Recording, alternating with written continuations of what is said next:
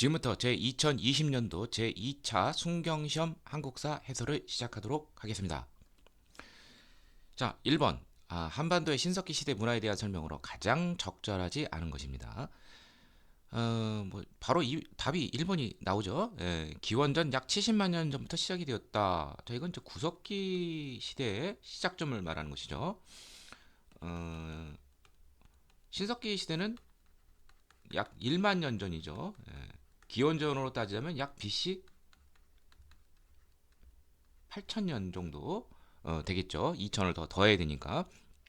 자, 나머지는 다 맞습니다. 신석 시대는 이제 간석기를 사용했는데 그 가는 도구가 갈돌과 갈판이고요. 석기를 갈았고 그 다음에 구석기 시대에 동굴 막집에서 이제 움집을 만들면서 원형의 정착 생활을 했고 이제 구석기 때는 이제 사냥, 고기잡이 뭐 이런 거 채집 이런 걸 했지만 이제 새롭게 농경과 목축이 시작이 된 이것이 이제 신석기 혁명에 해당이 되죠. 다음 2번. 다음 국가에 대해 적절한 것만을 보기에서 모두 고른 것은 탁 봐도 이게 고조선의 팔조법이라는 걸 알 수가 있죠. 고전에 대해서 물어보는 것입니다. 오늘날 세 개의 조항이 남아있는데 살인죄에 대해서 즉시 죽이고 남에게 상처를 입힌 자 상해죄에 대해서는 곡식으로 갖고 절도 도둑질한 자는 노비로 삼는다. 그리고 용서를 받고자 하면 50만 전을 내고 부수적으로 어, 이제 그 뭐지 여자의 정절을 뭐 귀히 여겼다 뭐 이런 말들이 나오고 있습니다. 자, 고조선에 대해서 자 찾아보죠. 자, 고조선의 세력 범위를 보여주는 게 흔히 네 가지가 있죠. 비파형 동검, 이게 이제 요령식 동검인데 고조선이 초기에 이제 요령 지방을 중심으로 발달했고요. 자, 고인돌도 있는데 정확하게 말하면 이제 북방식 탁자식 고인돌이 되겠고요. 그 외 거친 무늬 청동거울 그리고 어, 미송리식 토기 이것도 좀 알아두시길 바랍니다. 이런 걸 통해서 어, 문화 범위를 우리가 세력 범위를 알 수가 있습니다. 자, 이거 맞는 내용이고요. 그다음에 니은 삼국사기와 동국통감에 해당 국가 기록이 있다. 삼국사기는 없죠. 삼국유사는 전해지고 있지만 그다음에 동국통감 서거정이 저술한 등기 저술한 여기는 이제 나와 있죠. 예. 그래서 BC 2333년이라는 것이 동국통감 기록을 통해서 유추할 수가 있습니다. 자, 그래서 이건 틀린 내용이고 그다음에 한서지리지에 해당 국가법 일부가 기록되어 있다. 자, 이 팔조법이 출전이 한서지리지인데 자, 고조선이 이제 그 기록이 확실하게 나오는 것은 고조선이 이제 멸망할 당시 그 당시가 그리고 또 한 9년 고조선이 한 무제에 의해서 멸망하고 또 한 9년이 설치되었기 때문에 고조선에 대한 기록이 잘 나와 있습니다. 그래서 한서 지리지에 팔조법이 남아 있죠. 다음 해당 국가의 마가 우가 저가 구가 이거 흔히 사출도라고 그러죠. 이건 부여에 대한 설명이니까 이건 땡이고 그다음에 마지막으로 중국 한무제에 의해 멸망했죠. 중개 무역의 그런 갈등. 그래서 기역 디귿 미음 2번이 되겠습니다. 3번 다음은 백제에서 제작된 유물이다. 보기에서 이 유물이 제작됐던 시기에 대한 역사적 상황만을 모두 보는 것은 자 이거는 이제 사택 지적비입니다. 흔히 뭐 불교 도교적 내용을 담고 있는 이 사택 지적비는 어, 부여에서 이제 나와 있는데 의자왕 때 그러한 대신이었던 사택 지적이 남긴 비로 이제 되어 있습니다. 그다음에 그 두 번째 요거는 이제 그 부여 능산리에서 출토된 바로 유명한 금동대학로이죠. 도교적인 것을 보여주고 있죠. 그다음에 요거는 뭐 저도 잘 모르겠어요. 너무 글씨가 작아서 잘 안 보이고 자 그다음에 요거는 자 익산에 가면 이제 미륵사지가 있죠.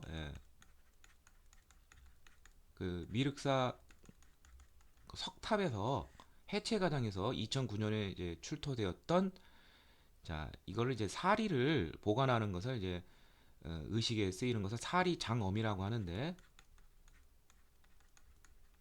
거기에 그 도구로서 이 호, 이 항아리 같이 생긴 거, 그 다음에 봉안의 내력을 담은 봉안기 이런 것들이 이제 출토되었습니다.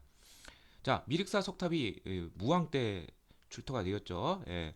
자, 근데 이 문제가 요구하는 것은 이 유물이 제작된 시기니까 잘 이해가 안 가면 선지를 보시면 이게 어느 특정 왕을 고르는 것이 아니라 어, 바로 그 백제를 흔히 구분을 할 때 한성 시대, 그다음에 웅진 시대, 그다음에 사비 시대가 있죠. 예. 전부 사비 시대 이후에 나온 것이 되겠습니다. 자, 그렇다면은 사비 시대 이후에 이제 그 나온 것이니까 이게 성왕 때인 538년에 천도를 하게 되죠. 그때 사비로 천도를 하면서 웅진에서 사비로 천도를 하면서 어, 국호를 남부여로 개칭을 합니다. 백제에서 그것도 좀 알아두시고요. 자, 한성 백제는 이제 건국 BC 18년에서부터 계로왕 때인 이제 475년까지고 이건 475에서 538이 되겠죠. 근데 좀 조심할 게 이제 성왕 때 천도를 하는데 성왕의 제위 기간은 523년에서 554년이에요. 한 16년간은 웅진시됐다는 거. 이걸 좀 구분을 좀 하셔야 될 거예요. 자, 그럼 하나씩 보도록 하죠. 고구려의 공격을 받아 수도가 함락이 되었다. 그게 바로 웅진청도의 배경이 되는 것이죠. 그러니까 이건 땡이고. 자, 벽돌을 쌓아서 무덤을 제작하였다. 자, 대표적인 게 무령왕릉이 있죠. 확실하게 알 수 있는 게. 자, 무령왕은 성왕의 아버지예요. 그렇다면은 자, 조심할 게 이제 성왕 때 만들었겠죠, 무덤은. 무령왕이 아버지니까. 근데 초기 죽자마자 만들었을 거니까 이거는 웅진 시대가 되겠습니다. 자, 그래서 기역 니은은 다 틀린 것이고 그렇다면 남은 세 가지는 디귿 니은 미음은 맞겠죠. 자, 익산에 미륵사를 창건하였다. 이제 무왕이 되겠고 의정왕의 아버지 국호를 남부여로 바꾸었다. 그게 바로 성왕 때인데 동시에 사비로 천도했으니까 맞는 시기가 되겠고요. 또 성왕 때 한강역을 553년에 다 뺏겨버리죠. 그 이듬해 또 신라를 또 치러 가다가 이제 관산성에서 전사까지 했습니다. 자, 그래서 정답은 디귿 리을 미음 4번이 되겠습니다. 4번 다음은 제시된 삼국시대의 역사적 사건들을 시간 순서대로 바르게 나열한 것은 바로 7세기의 삼국 통일을 전후한 그러한 역사적 사건에 그래 연대가 되는데요. 자, 7세기 들어오면서 이제 고구려와 수화의 전쟁, 그 다음에 고구려와 당의 전쟁, 그 다음에 나당 동맹이 체결이 되고 먼저 백제가 멸망하고 그 다음에 고구려가 멸망하고 마지막 최후의 나당 전쟁이 이제 순서가 되겠죠. 자, 그 순서대로 보시면 돼요. 그래서 맨 처음 나올 것은 여기 보면은 이제 그 미음에 보면 수나라가 고구려를 공격하는 게 이게 첫 번째가 되겠죠. 1차는 이제 수 문제가 영영왕 때 598년에 이제 쳐들어왔고 2차는 이제 유명한 을지문 등의 살수 대첩이 612년에 있었죠. 자, 그다음에 고구려와 당의 전쟁이 있겠죠. 그건 봐도 안시성 싸움이 대표적인 것이 되겠죠. 예. 그래서 고구려와 당의 전쟁 과정에서 안시성에서 크게 당나라군들을 무찔렀죠. 자, 근데 자 여기서 이제 조심할 게 있어요. 그 나당 동맹을 이제 체결을 해야 되는데 나당 동맹이 체결되는 것이 이제 648년입니다. 근데 그 계기가 되는 사건이 바로 뭐냐면 어, 백제 의저항이 신라의 그 요충지인 대하성을 함락을 시킵니다. 그게 642년이에요. 예. 자, 이건 꼭 외워두셔야 돼요. 642년. 그러니까 조심해야 될 게 대하성 공격이 안시성 공격보다는 먼저라는 것이고 이 대하성 함락 때 그 성주와 성주 부인이 죽었는데 그 성주 부인이 바로 김춘추의 딸이고 복수를 해서 당나라로 건너가 김춘추가 나당 동맹을 체결하게 된 것이죠. 자, 그 다음에 어, 제일 먼저 나당 동맹군은 백제를 공격을 해서 황산벌에서 계백 장군의 5천 결사대를 힘겹게 이기고 드디어 660년 백제를 멸망시키죠. 이게 660년이고요. 그 다음에 고구려를 멸망시켰죠. 평양성 공격. 그 다음에 마지막 나당 전쟁에서 매서성이 675년, 그 다음에 기벌포가 676년 이렇게 순서가 되겠습니다. 따라서 정답은 2번이 되겠네요. 자, 다음 5번. 발해에 대한 설명으로 가장 적절하지 않은 것은 발해 중앙정치 조직은 삼성육부, 정당성, 선조성, 중대성, 충인의, 지예신 육부. 그다음에 지방행정구역은 선왕 때 마련된 최대 영토에서 마련된 오경 15부 62주. 맞는 내용이죠. 그다음에 발해는 고구려를 계승했기 때문에 고구려 문화를 토대로 하면서도 당 문화를 받아들였다. 뭐 예를 들면 영광탑 같은 이제 중국식 전탑. 그다음에 당나라 장안성을 모방한 그러한 상경의 구조 주작대로 만든 내용이고요. 자, 발해 문항 3대 문항은 당의 문물을 수용했죠. 적극적으로. 그리고 체제를 정비를 했고 근데 건흥이라는 독자적 연어를 사용한 것이 아니라 대흥이라든지 보력 이런 연어를 사용했습니다. 건흥은 바로 발해의 최전성기인 10대 대인수 바로 선왕의 그런 선왕대의 그런 독자적 연어가 되겠습니다. 예. 그다음에 고왕은 천통, 2대 무왕은 인안. 이 정도는 암기하셔야 됩니다. 남국국 시대라는 용어는 조선 후기 실학자 유득공의 발해고에서 기록한 남북국사라는 용어에서 비롯됐다. 만든 내용이죠. 자, 그래서 정답은 3번이 되겠습니다. 다음 6번. 신라 말에서 고르초에 대한 설명으로 가장 적절하지 않은 것은 자, 남할 여초의 모습인데 자, 신라 말에는 육두품도 능력에 따라 최고 지위에 오를 수 있었다. 땡이죠. 육두품이 그러한 능력을 인정받지 못하니까 육두품 출신자 중에서 뭐 최언의 같은 경우에는 고려에 귀부를 하고 그다음에 최승훈 같은 경우에는 후백제에 이제 귀부를 하고 등등등등 능력을 인정받지 못하니까요. 그렇게 된 것이죠. 자, 이것은 그래서 틀린 내용이 되겠고요. 나머진 다 맞죠? 신라 말에 821년 중국에서 도의선사가 이제 선종을 들여오면서 선종과 다른 유파, 즉 경전 중심의 점진적 방법을 쓰는 교정과는 달리 한꺼번에 문득 다 깨닫는 개인적 사색적 실천을 강조하는 선종이 이제 유행하게 되었습니다. 맞는 내용이고요. 태조 왕건은 분류를 지원했다. 숭불군주이고 고려 초에는 북진 정책을 추구하였다. 서경을 중시하고 뭐 분사제도 등등등등 다 맞는 내용이죠. 정답은 1번이고요. 자, 7번 최승로가 역대 왕을 평가한 5조 정적평의 내용으로 가장 적절하지 않은 것은 최승로의 시무 28조 성종대이죠. 그때 이제 또 5조 성종 이전에 다섯 임금 선대 임금에 대한 그 치적을 한번 평하는 것인데 이게 아마 좀 까다로웠을 거예요. 자, 우리가 흔히 여기서 좀 많이 들어본 것은 태조하고 광종하고 이제 경종인데 자, 이렇게 이해하시면 좋아요. 태조는 완벽한 군주예요. 흠이 없습니다. 통일을 이룬 이래도 정사에 부지런하였다. 자, 그런데 태조가 정략 결혼을 많이 하는 과정에서 자식들이 너무 많아요. 유력 호족들과. 그래서 2대 해종은 그 왕건의 이제 두 번째 부인인데 나주 출신이에요. 저쪽 전라도. 예, 그렇기 때문에 세력이 좀 낮아요. 호족 부인들 중에서도.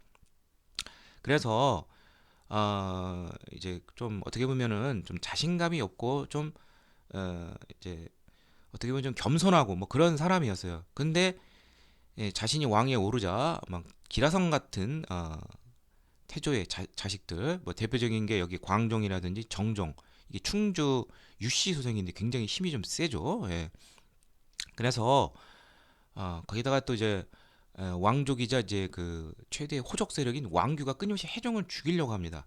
그래서 막판에는 결국 로이로제에 걸리고 사람들을 믿지 않고 그러니까 처음에는 해종이 기대를 좀 많이 했었어요. 태조가 특별히 이제 해종을 내세웠기 때문에 또 그런데 이렇게 다운이 된다 이렇게 이해하시면 돼요. 그러니까 처음에는 굉장히 겸손하고 좀 그런 모습이었는데 근데 자 여기 진술을 보면 예를 갖추어 사부를 높이지 않았지만 예를 갖추는데 사부를 높이지 않았다라는 말 자체도 틀리고 사부를 높였겠죠 당연히 겸손한 사람이니까 그래서 쉽게 정답은 2번이라는 것을 우리가 알 수 있습니다. 자 그래서 처음 즉위했을 때는 여러 사람이 기뻐하였다. 자 그 다음에 이제 광종 같은 경우에는 굉장히 뭐 잘 아시면 호적 숙청으로 유명하죠. 굉장히 그 패도적인 인물이고 특히 이제 그 시무 18조에서 최승도가 많이 비판하는 것은 이제 광종이 이제 중국을 은근히 많이 존경을 해요. 그래서 뭐 당시 이제 후주를 이은 송 이런 것과 이제 교류를 하면서 여기 있는 사람들을 많이 대우를 해줘요. 그래서 왜 그러다 보니까 여기 이런 말이 나와요. 사람들 접견하고 뭐 손님들 초대 이런 게 다 뭐 그런 거 관련 내용이에요. 그리고 굉장히 그 무서운 왕이에요. 자기 아들조차도 이제 제거를 생각할 정도로 굉장히 무서운 왕입니다. 그래서 여기 4번에 보면 그 경종은 또 어떤 임금이냐? 굉장히 이제 광종에 의해서 굉장히 좀 심성이 좀 이상하게 됐어요. 뭐라고 하죠? 이제 약간 이제 정신분열증 비슷하게 돼버렸는데, 자 그래서 이제 심지가 좀 굳지가 못해서 거짓과 참 구분이 없다. 예. 그러니까 이제 이게 좀 사람을 이제 뭔가 좀 결단력 있고 뭐 이런 게 좀 구분이 없는 거예요. 그래서 포상 이런 거 상벌이 균일하지 않으면 이렇게 평가가 그렇게 꼭 좋지는 못하죠.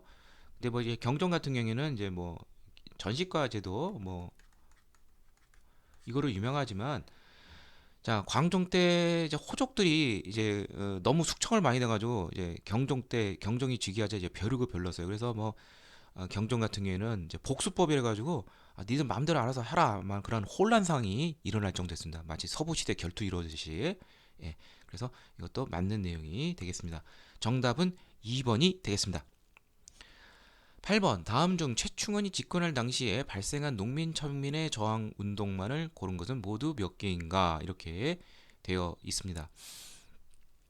자, 그렇다면 일단 최충원 집권 시기를 알아야 되겠죠. 예, 최충원은 1196년에서 1219년까지 집권을 했고요.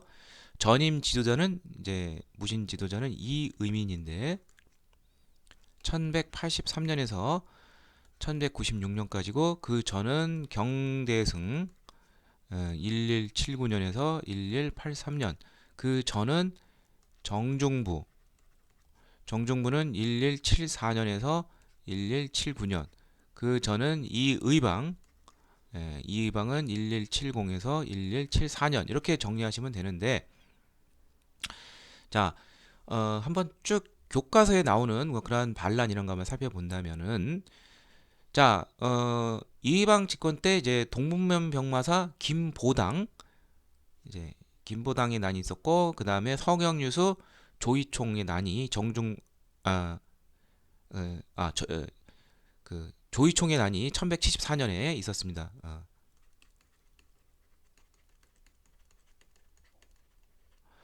그 다음에 정중부 집권 시절에는 공주 이제 명학소가 있죠. 예, 공주 이제 명학소에서 망소의 형제의 그러한 난이 있었고요. 그 다음에 어, 이제 그 뭐 만적의 난은 뭐 이제 최충원 집권 시기라는 거 뭐 쉽게 알 수 있는데 뭐 그렇게 쉽게 나오지는 않고요. 자 여기서 이제 좀 알아둘 것이 하나 있는데 바로 무엇이 있냐면은 여기 이제 선지에 보면은 그 삼국의 부흥의 그러한 정서가 일어나겠는데 아주 고려가 정치가 개판이다 보니까 그래서 어, 그 일어나는 난이 있는데 그것을 각각 보자면 이제 제일 먼저 신라 부흥 운동과 관련돼서 바로 김삼이와 효심의 난이 1193년에 있었습니다. 이게 바로 이제 그 운문 초전과 운문에서 일어났는데 오늘날 이제 경북 울산과 청도 쪽이 되는데 이건 이제 신라 부흥과 관련이 있습니다. 그러니까 이 김삼이 효심의 난은 이제 이의민 때 있었고요. 자, 그다음에 그 이전에 전주에서 경대승 집권 시절에 흔히 뭐 죽동의 난이라고 그러죠. 경대승 시절에는 이제 전주 관노의 난이 1182년에 있었습니다.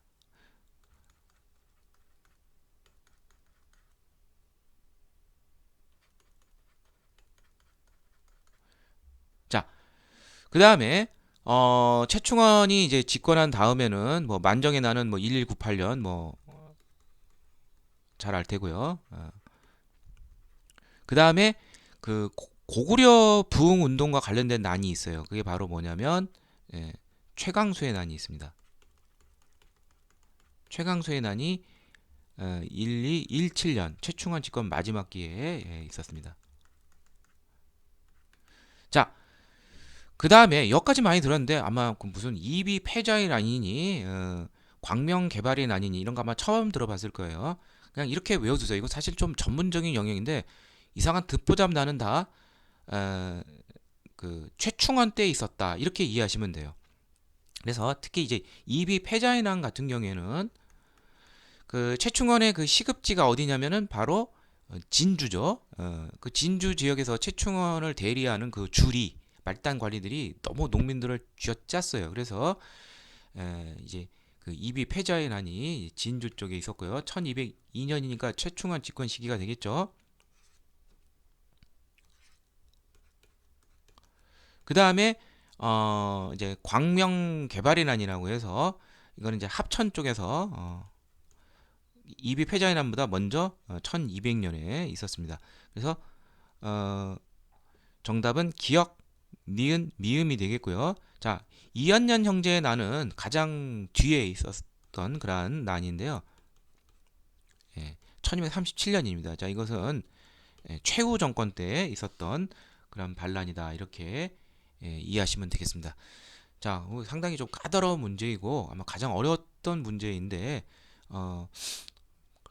그래도 이제 여러분들이 이제 외우는 요령으로서 이런 듣보잡 두 글자 이런 난들은 최충원 때이고 최강수의 난, 그 다음에 만적의 난 이런 것이 최충원 집권 시기라는 것을 알아두시길 바라고요. 그 다음에 이제 이 전주 관노의 난은 이제 1182년 이것은 이제 경대승 집권 시기에 있었던 난이다. 이렇게 정리하시면 되겠습니다. 자, 그래서 정답은 이제 세 개가 되겠네요. 그래서 2번이 되겠습니다. 9번 기억이 JR 당시 일어난 내용으로 가장 적절하지 않은 거 이거 뭐 많이 보는 이연종에 관하는 공민왕 때 여기 보면은 뭐 왕이 원의 제도를 처음에는 따라 변박 호복을 했더니 이거 하지 말라고 해서 이 말을 기뻐하고 즉시 변발을 풀어버리고 그에게 포상을 했다 이렇게 나오죠. 반원 자주 정책을 펼친다는 것을 우리가 알 수가 있죠.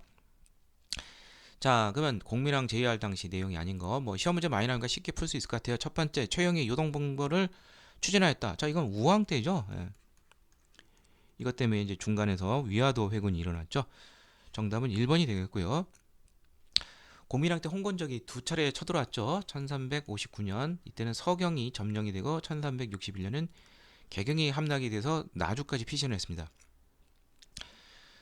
그 다음에 이제 반원 정책을 하다 보니까 당시 새롭게 일어난 명나라 좀 친하는 친명 정책을 당연히 취급했겠고, 그 다음에 이제 그 인사권을 제약하는 무신 정권의 그런 나쁜 문화유산인 정방을 폐지를 했습니다. 참고로 이제 정방은 이 사람뿐만 아니라 그 전임 훨씬 전이었던 충선왕 때도 폐지가 됐고, 뭐 여러 번 또 이제 공민왕이 또 폐지했는데 또 살아나기도 하고 거의 고려가 끝날 때까지 거의 존재했다고 보면 되는데 정방 폐지는 충선왕과 공민왕 같이 좀 알아두시기를 바랍니다. 다음 10번. 다음은 조선왕조 실력에 기록된 내용이다. 기약왕과 니은왕 시기에 일어난 사건으로 가장 적절하지 않은 것은 자 여기 보면 의정부의 서사를 나누어 6조에 기사시켰다 이렇게 돼 있죠. 그러면 이거는 6조 직계제가 되겠죠. 예. 자, 그렇다면은 6조 직계제를 이제 처음 실시한 왕이 바로 누구죠? 태종이 되겠죠. 자, 그런데 여기 보면 장사꾼이 뭐 의복 등석을 판매하여 어쩌고저쩌고 되어 있는데 전혀 뭐 감을 잡을 수가 없을 거예요. 근데 상식적으로 문제를 풀 때 태종과 그 뒤에 왕이 되겠죠. 그렇다면은 최소한 여기에 해당되지 않는 사람은 태조라든지 그 전인 이제 정종 이 시대의 사건은 당연히 안 되겠죠. 자, 그런 것을 통해서 볼 때 쉽게 맞출 수가 있어요. 왜냐하면 여기 세 개가 세종과 관련돼 있는데 예를 들면 세종 때 정초 변호문 등을 시켜서 만든 자주적 농법서, 농사직설 이거 세종대죠. 자, 그다음에 저화 이거는 원래 그 1391년 공영 3년에 이제 그 만들어진 그 지폐인데 태종이 1401년에 이제 사섬서라는 거를 관서를 두어서 그 이 저화를 더 이제 제대로 발행시키고자 했습니다. 그래서 1402년에 이제 저를 발행했는데, 자, 이게 좀 지지부진하자 이것을 이제 보충 대행하기 위해서 세종 때 조선통보를 이제 따로 동전을 또 이제 만들게 되죠. 예. 그래서 이거는 이제 세종 때 그러한 이고, 뭐 조선통보는 세종대라는 걸 많이들 들어봤을 것입니다. 그다음에 사군육진, 최윤덕과 김종서 장군을 시켜서 오늘날 압록강 두만강을 경계로 하는 그런 국경을 만들었죠. 이거 뭐 당연히 세종이고. 예. 그러면 결국 정답은 4번인데, 별자리 천문도를 그린 천상열차 분야 지도를 제작해서 각석을 했죠. 자, 이건 태조 때죠. 예. 1398년. 자, 그래서 정답은 4번이 되겠습니다. 11번. 다음 기억에서 디귿의 인물들이 행한 일로 가장 적절한 것은 누구누구는 뭐뭐의 아들이다. 뭐뭐께서 종통이 중요하며 나에게 효장세자를 이어받도록 명하신. 자, 이것은 정조의 취임 일성이죠. 나는 정조가 되겠고, 여기서 사도세자의 아들이란 걸 표방하죠. 원래는 근데 영조는 효장세자로 양자로 이제 이어받도록 했는데, 이것을 이제 교묘하게 이제 바꾸는 것이죠. 네, 그래서 이제 정조는 그렇다고 해서 뭐 이제 사도세자를 뭐 따로 이렇게 효장세자의 아들이라는 걸 또 부인하지도 않으면서 동시에 잘 현명하게 해결을 했습니다.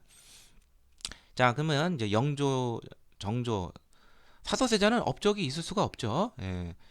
특히 니은에 보면 동군 문헌비고와 속대전을 편찬하였다. 이거는 영조의 대표적인 업적이죠. 백과사전인 국가편찬 백과사전 동국문헌비고 속대전, 법전, 이거 영조 때 업적이죠. 이거 틀렸고.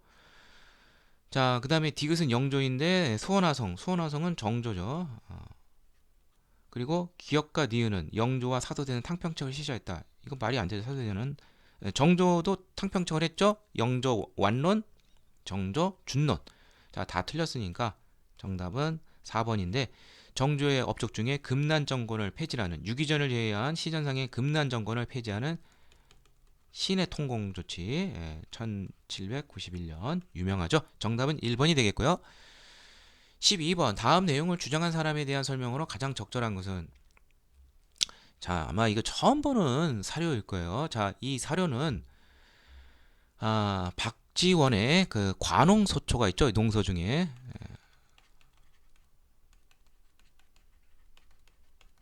에 나오는 내용입니다. 근데 잘 모르더라도 여기 보면은 이런 내용이 있어요. 옛날 백성에는 네 가지 부류가 있는데 이는 산농공상이다. 근데 농공상의 일은 처음에는 역시 성인의 어쩌고저쩌고 돼 있는데, 여기서 사의 어비도 있다. 성인의 견문과 생각은 결국 사라란 것이고, 사가 농공상의 이치를 포괄한다 이렇게 되어 있어요. 어쩌고저쩌고. 이 사, 양반이죠. 예. 이게 굉장히 중요하다는 거예요. 예. 여러분들이 좀 조심할 것은 뭐 하시냐면, 박지원이 중상적 실학자이고, 뭐 양반전, 허생전, 호질 이런 걸 통해서 무능한 양반을 많이 비판을 했죠. 그렇지만 박지원이 추구한 실학은 바로 사를 중심으로 하는 선비. 예. 왜냐하면 박지원 자체가 노론의 가문에서 다른 뭐 무슨 뭐 유형원이니 유수원이니 뭐 이런 뭐 중앙정계에서 벼슬하지도 못한다든지 뭐 무슨 정약용이라든지, 뭐 등등등등 몰락한 남인, 이런 집안하고 좀 달라요. 그래서 굉장히 양반으로서 그런 자긍심이 있고, 다만 예, 이제 그 양반도 이제 이런 상공업에 대해서, 농업이나 농상공업에 대해서 뭐죠? 그 좀 실학의 그런 정신을 좀 가져야 된다는 것이죠. 실질적인 거. 예, 그러한 것을 강조를 했어요. 그래서 박지원의 실학은 살을 중심으로 하는 그러한 실학이다. 이렇게 이해하시면 돼요. 양반이 주체가 된다는 것이고요.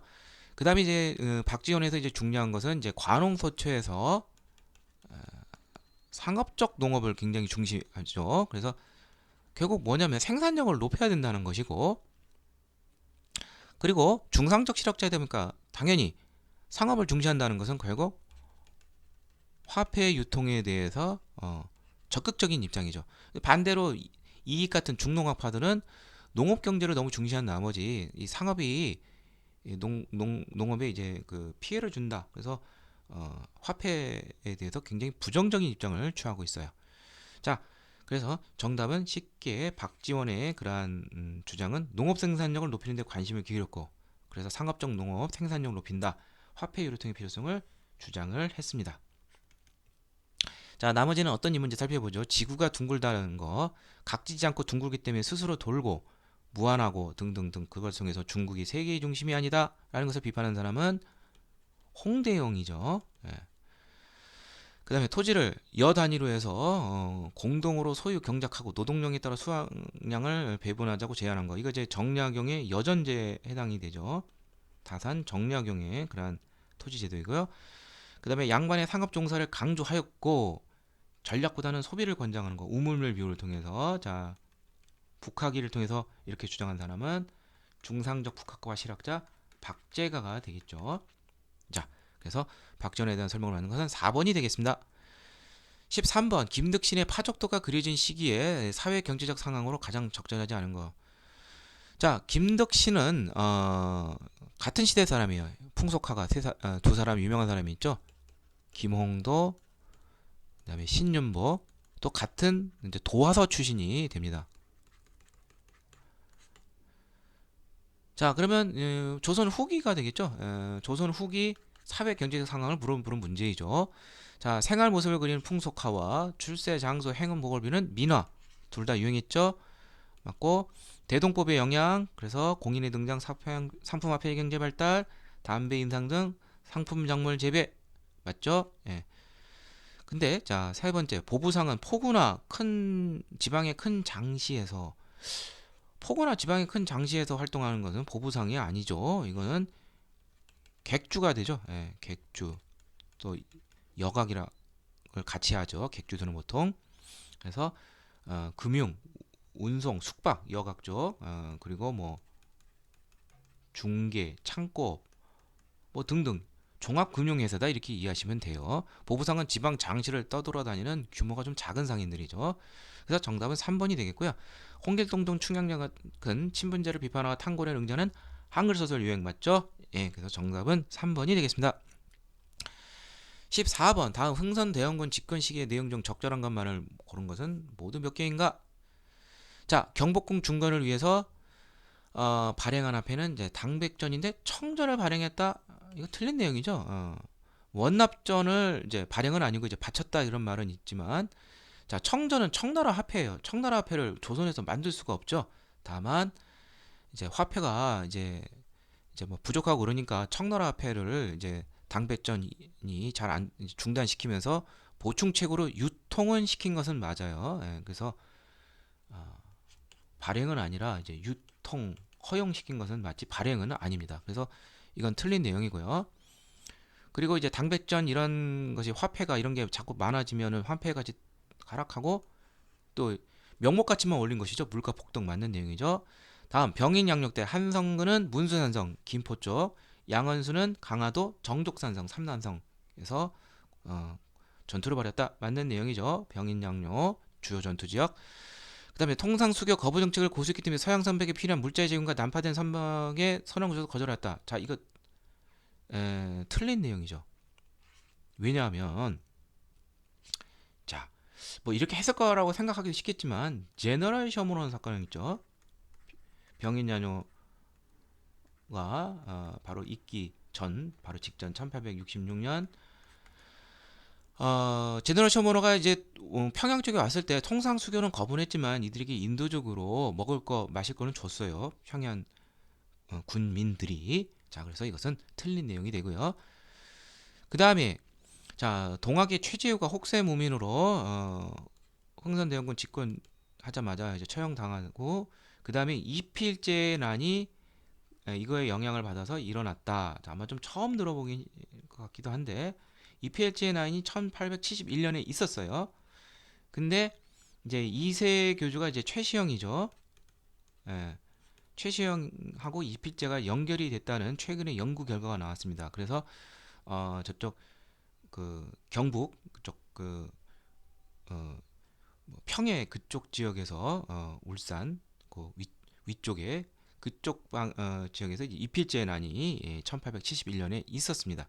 그래서 니을도 맞고요. 그 다음에 서계 사건 외교 문서 인데 이것을 이제 서계 사건이라는 것은 이제 일본이 1868년에 이제 그 메이지 유신을 단행하죠.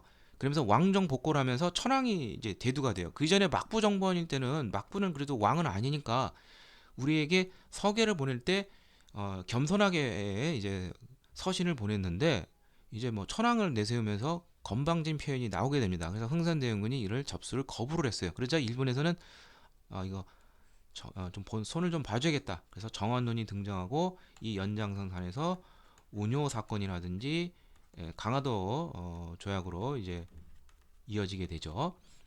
그래서 이것도 맞는 내용이 되겠네요. 그러면 정답은 니은 리을 미음 3개니까 정답은 2번이 되겠습니다. 15번 다음 내용과 관련된 사건에 대한 설명으로 가장 적절하지 않은 것은 대개의 적은 천한 노비들로 구성되었으므로 양반들을 가장 미워했다. 길에서 가세스를 만나면 갑자기 달려들어 어쩌고저쩌고 뭐 노비들 세상이 된 거예요. 양반 주인들을 마구 어떻게 보면 이제 자신들의 한풀이 대상으로 삼는 것이죠. 그리고 황현이 나왔어요. 구한말. 자, 이것은 동학농민운동에서 이제 집강소와 관련된 그러한 모습임을 유추할 수가 있죠. 농민들의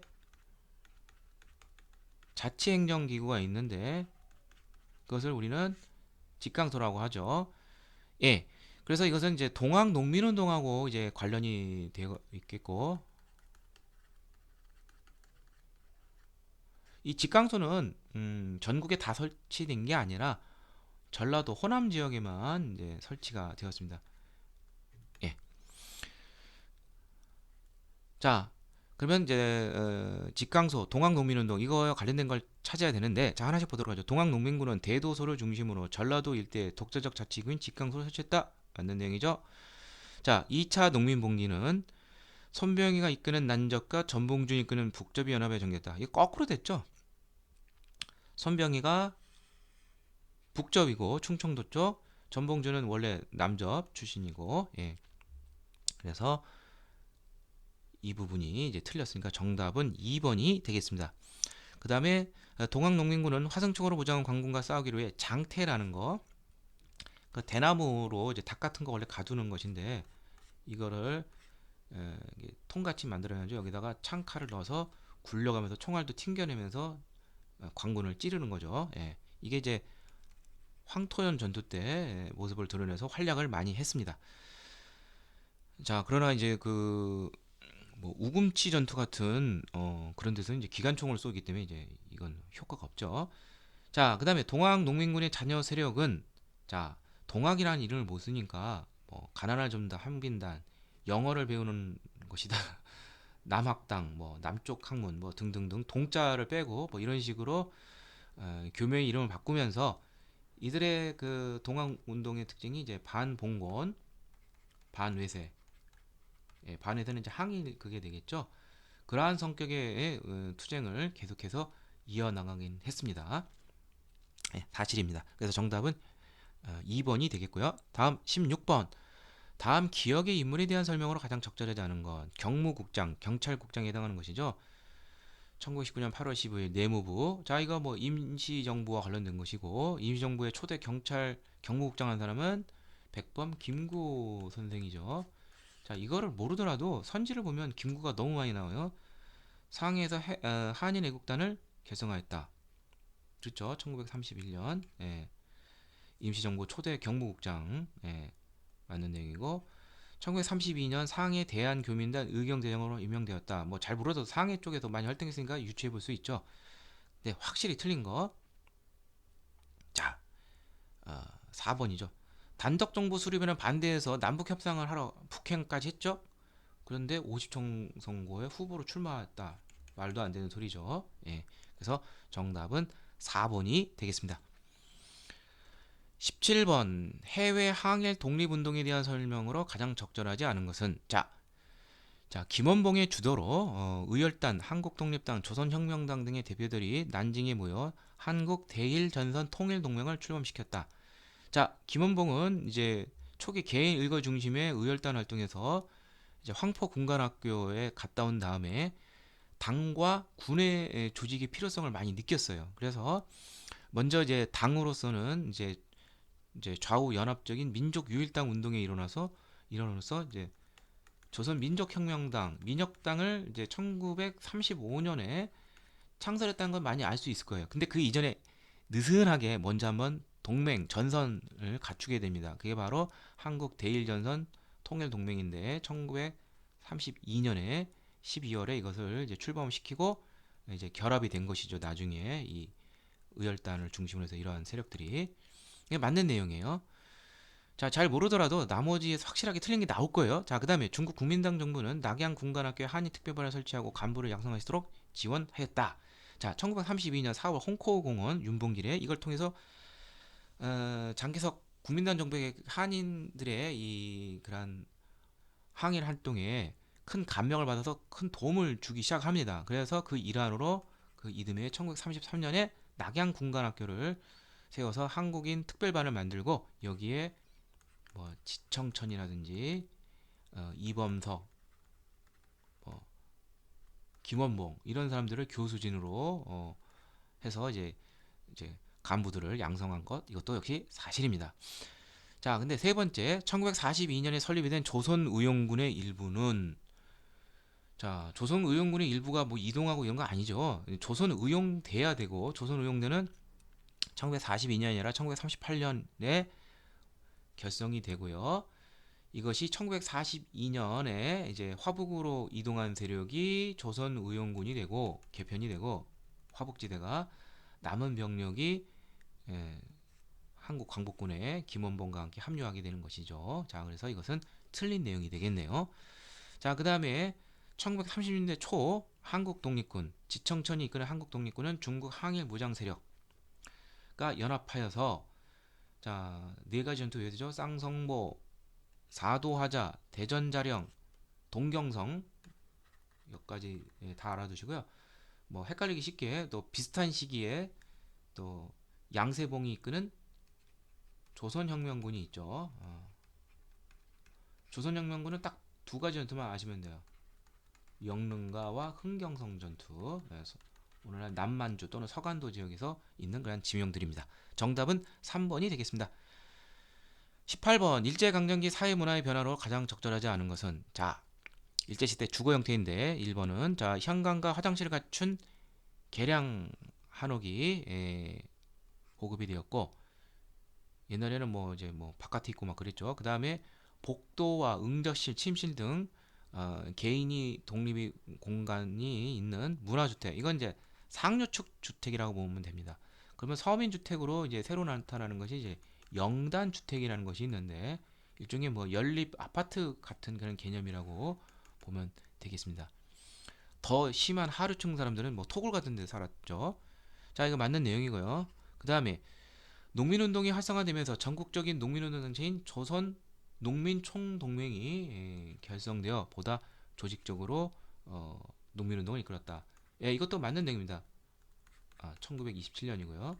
그 이전에 1924년에는 노동자와 농민이 같이 묶어서 조직적인 운동을 했는데 그게 바로 1924년 결성된 것은 조선 노농 총동맹인데 농민과 노동자 각각 총동맹으로 이제 분리가 되면서 더욱더 전문화된 농민운동이 되겠죠. 노동자 운동가 이것도 맞는 내용이고요.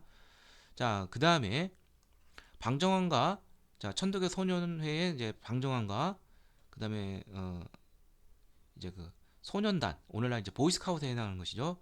이 조초로 등이 중심이 돼서 어린이 운동이 전개가 되고 처음으로 5월 5일을 어린이날로 정하였다. 이거 땡이죠. 예. 처음에는 5월 1일이었는데 그러다가 일제가 이거를 방해하기 위해서 이제 그 뭐야 그 5월에 이제 그 이제 학교를 막 저기 휴일을 못하게 하기 위해서 이제 학교를 다 등교시키게 하는 그런 작전을 써요. 그러니까 5월에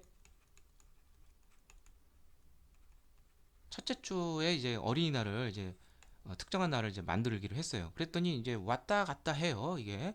그런데 이제 해방이 되니까 일제히 이러한 어린이날 방해에서 이제 벗어나게 되니까 1946년에 그 첫 번째 그 저도 잘 헷갈리는데 이제 휴일인지 뭐 일요일인지 잘 모르겠는데 아무튼 그 날이 5월 일요일이 맞겠네요. 예, 일요일로 해야 이제 그 이제 휴일이 되는데 근데 이제 일제가 이제 일요일까지도 이제 등교를 시켜서 방해하려는 목적을 가졌기 때문에 그래서 첫째 주로 이제 했는데 첫째 주 일요일로 했는데 이것이 어, 1946년에 5월 첫째 주 일요일이 이제 5월 5일이 되고 이후 이것이 이제 굳어지게 된 것이죠. 예, 근데 처음에는 5월 5일이었는데 1927년부터 5월 첫째 주 일요일로 한 것이 왔다 갔다 하다가 1946년 첫째 주 일요일이 5월 5일이기 때문에 이것이 정착화돼서 오늘날 5월 5일이 됐다는 거 알아두시기를 바랍니다.